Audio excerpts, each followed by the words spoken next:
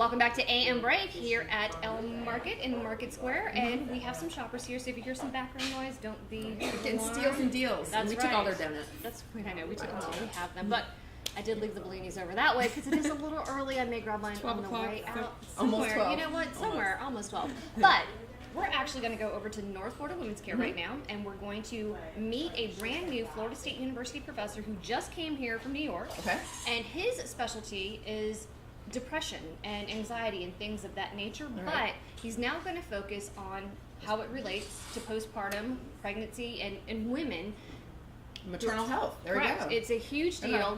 So many of us don't talk about it. When we're suffering it, we may not even recognize it. So we're going to find out more right now at North Florida Women's Care. I think one of the things that people don't realize is that about 1 in 6 women will develop postpartum depression, and that we don't really know a whole lot about why some women become depressed and other women don't. So we're not really sure who's at greatest risk. We know some factors, like if you've had depression in the past, that's a risk factor for having postpartum depression. But other than that, we're not particularly great at predicting it. So that's the point of the study that we're launching with North Florida Women's Care. So this is a new collaboration with Heather Flynn at Florida State University and the North Florida Women's Care. My research in the past has actually been in adolescents, so mostly adolescent girls who we know are also at increased risk for depression.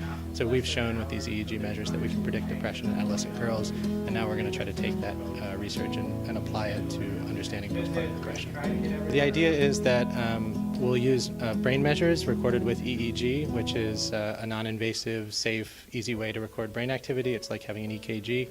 And we'll record EEG from pregnant women while they're doing some tasks on the computer.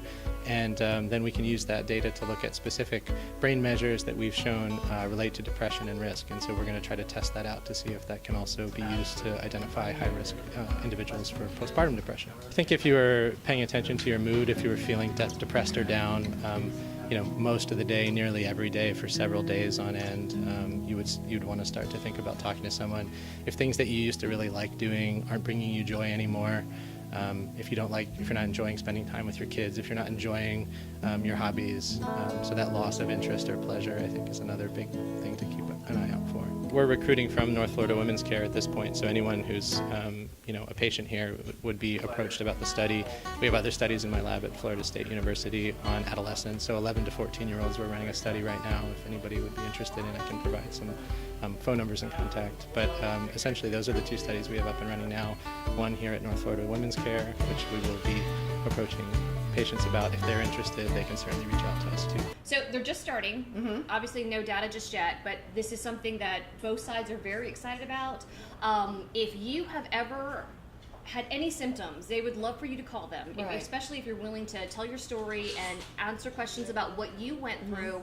They would love to hear from you. And we were just talking, I think it's so often people after the fact, like, oh, I didn't realize that's what was going on. A lot of people, they're so hard on themselves, they're new moms or, moms again times 3, whatever it is, and they just think, oh, it's just part of being a mom, but no, you can get help. And then the other thing socially is so often women are called crazy.